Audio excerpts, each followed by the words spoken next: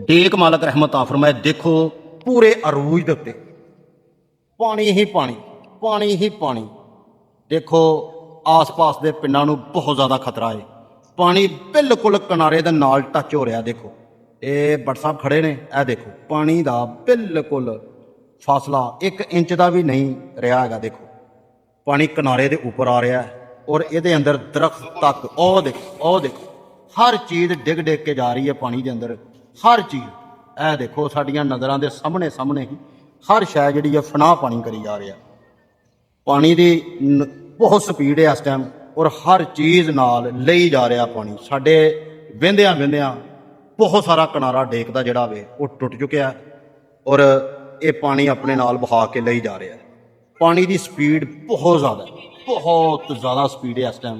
यह देखो जिहड़े किनारे आखिरी डेक दा रह गया वो भी वेखो कितना सारा घट दिता पानी ने।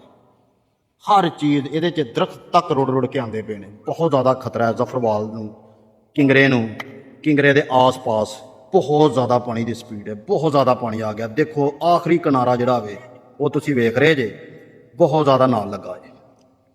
ए जे सोहणिओ अपडेट आई दी।